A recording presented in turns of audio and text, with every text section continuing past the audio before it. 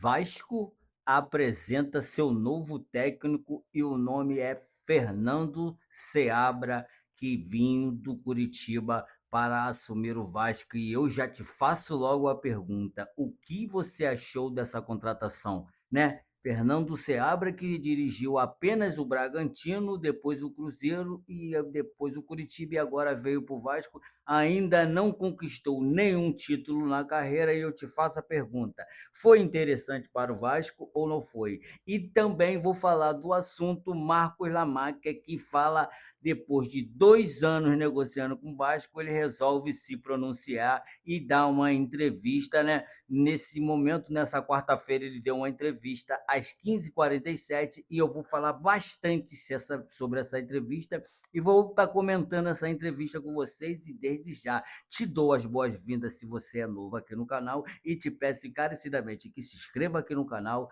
ative o sininho da notificação para não perder os próximos vídeos que nós vamos postar aqui, porque como eu falo em todos os vídeos, nós vamos estar sempre atentos e procurando informações todos os dias sobre o nosso Vascão da Gama, que é o que a gente sabe fazer. Lembrando que a gente não dá notícia, a gente comenta notícia, que nós não somos jornalistas. Gostaria muito de ser, mas não estudei para ser jornalista. Eu comento as notícias que outras pessoas dão e sempre dou o mérito para elas. Então, desde já, vamos direto para o vídeo.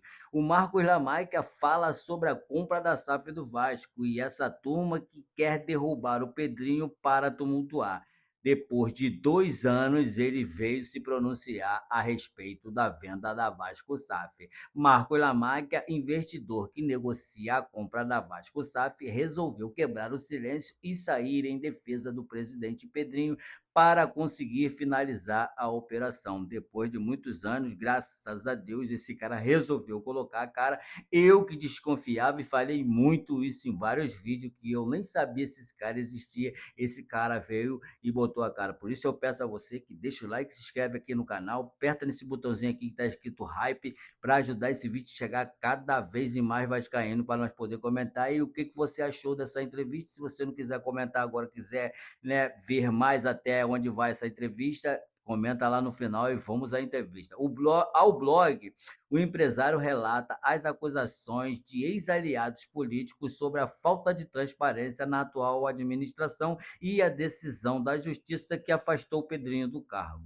E ele diz: o que mais me espanta é que, em menos de 24 horas após a decisão judicial que afastou o Pedrinho, o Silvio Almeida, ex-vice de Finanças, procurou minha equipe para mandar os termos do acordo. Silvio é sócio de Carregal, ex-vice jurídico, e do Marco Schofferd, um nome difícil, presidente do Conselho Fiscal da SAF, o mesmo que elaborou o parecer que procurou o caminho da ação que afastou o Pedrinho. Ele afirma: olha só que doideira. O cara que fez o documento que tirou o Pedrinho do cargo procurou ele para entregar, né, os termos do acordo. Porra, que doideira, maluco. Aí ele botou a cara mesmo. E ele continua dizendo: além disso, Lamáquia questiona a intervenção judicial que nomeou a advogada Samanda Longo, que já pediu para deixar o cargo, mas emitiu um relatório que não apontou irregularidade. Marcos também nega a participação de Leila Pereira,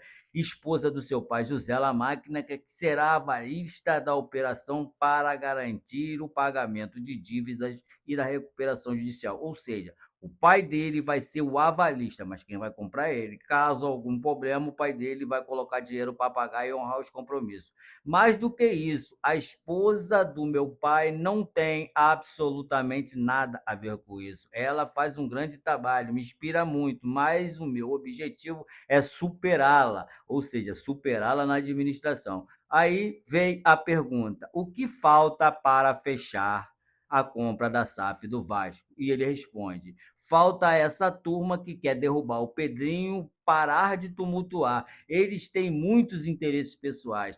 Considero a negociação concluída. Uma negociação desse tamanho tem muitas fases, não é simples. Tivemos conversas intensas, idas e vindas de contrato há quase 2 anos. Não estão tentando desqualificar a negociação, né? inventando histórias e narrativas para colocar em xeque a credibilidade de quem sempre foi correto ao lado do Vasco, ou seja, o Pedrinho. Querem induzir a torcida à opinião pública que falta transparência. Isso é mentira. Eram mais de 10 pessoas pelo lado do Vasco, inclusive os que atualmente tumultuaram, e os únicos de fato que tinham interesses pessoais, que fizeram pedidos, foram afastados do processo e hoje reclamam. Entraram com ação e pedem transparência, né? Que doideira. Os caras entraram com a ação e agora eles querem transparência. Transparência que eles mesmos estavam lá e não conseguiram decretar, não conseguiram ver. Maluquice. Como o senhor recebeu a notícia da renúncia da interventora Samantha Longo após 6 dias de trabalho? Ficou claro que a intervenção não é necessária, que foi uma manobra, e o judiciário e a própria interventora foram induzidos ao erro. A administração lá é bem, lá está boa, apenas ajustes usuais e cotidianos. Isso ficou claro no relatório relâmpago da interventora. E justamente essa intenção abtru... Como é que é o nome desse aí? Ah, não sei essa palavra aí não. Desnecessária e ainda com ligação clara com seu Silvio Almeida, ex-vice de Finanças. Né? Criou um ambiente absolutamente instável e insustentável. A trama para derrubar e interromper o negócio ficou escancarada. Ninguém engana todo mundo o tempo todo. Mas a interventora foi imparcial e o relatório relâmpago comprovou a ausência de irregularidades nas gestões. Com a saída dela, o Conselho de Contas desta Luna desmoronou de vez, mas não faz mais sentido manter essa decisão. Continuar com essa intervenção fantasma só serve para atrapalhar a vida do Vasco. A interventora viu o tamanho do problema, o risco de descontinuidade que o Conselho Fiscal apontou e acabou se tornando realidade depois dessa manobra. A incerteza no futuro dos credores e as contratações do futebol seguem paradas. A Justiça tem a oportunidade de corrigir esse erro histórico e participar do processo de uma vez por todas. E aí o cara pergunta para ele como a guerra política com a 777 Partner atrapalha esse processo. Foi por isso que você resolveu se pronunciar? Sou mais reservado, tenho gasto meu tempo com a minha equipe num projeto de reestruturação do Vasco.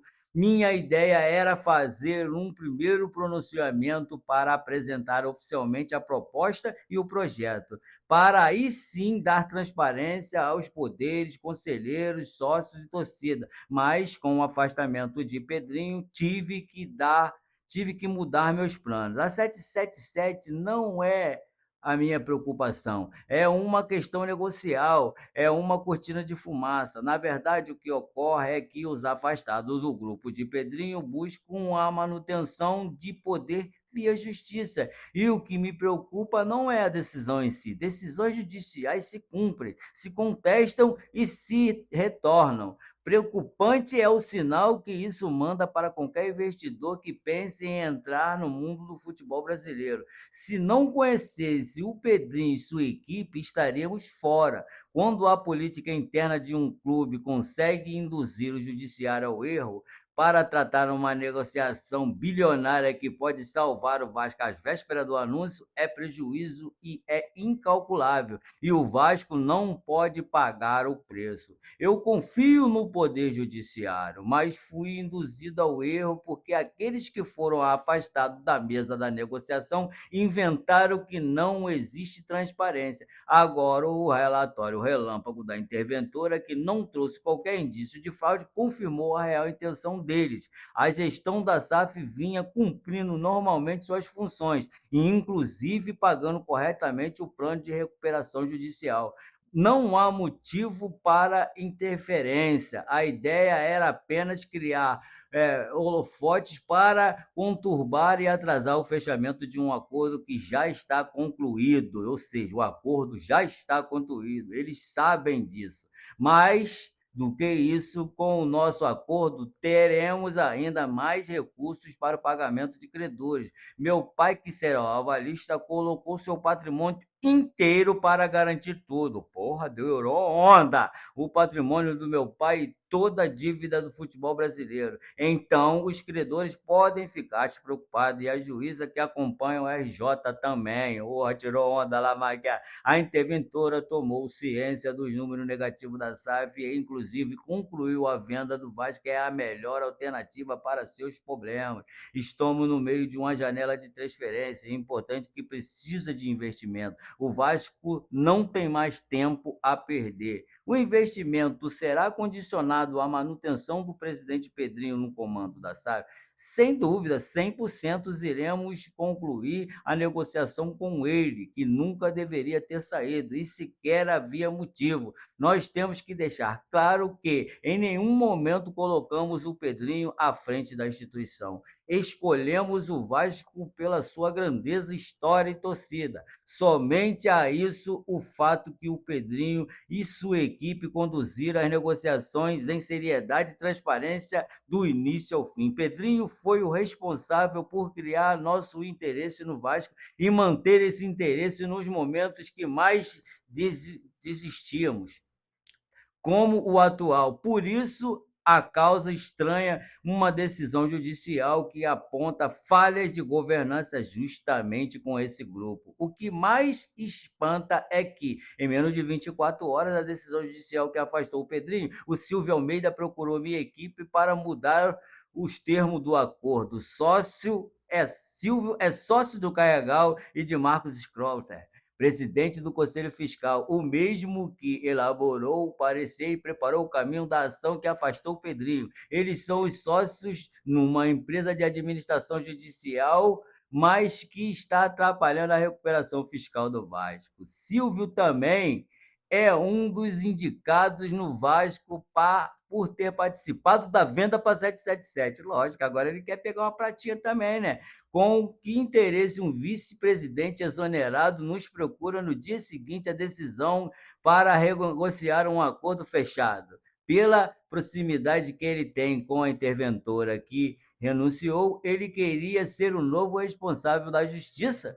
O que eles querem tanto voltar para a negociação? Eles e a governança que o Conselho Fiscal defende, temos urgência em resolver esse imbróglio. Essa justificação irresponsável parou a vida do Vasco, sem que essa turma sabe que temos uma janela para contratar jogadores e evitar problemas desportivos e contas de credores a pagar. A empresa considera que a segurança jurídica para a operação diante do histórico dos liminares, o histórico absurdo de liminares vem exatamente pela política do clube. Por isso, a nossa proposta possui mecanismo de defesa da SAF. Pedrinho defende nossa autonomia na SAF, exatamente para acabarmos com isso. Não há mais espaço para política tóxica no Vasco.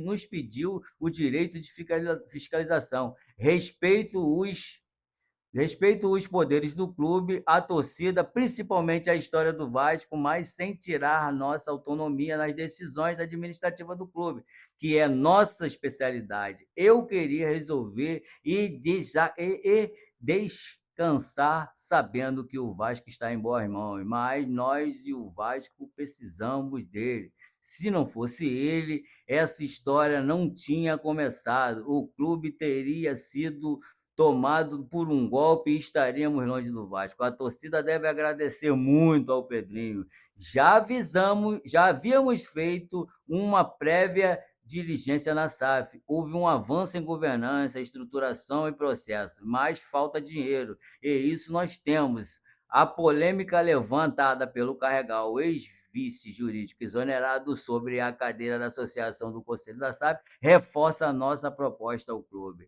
Respeitamos muito a associação, defendemos a transparência e o seu poder de fiscalização. Temos um membro da associação no conselho de administração, mas temos apenas que escolher quem ocupará essa cadeira dentre os membros do conselho deliberativo. A cadeira poderá ser ocupada pelo presidente, benemérito ou conselheiros, escolheremos. Só não pode ser alguém que tenha o comprometimento individualista de destruir com essa turma.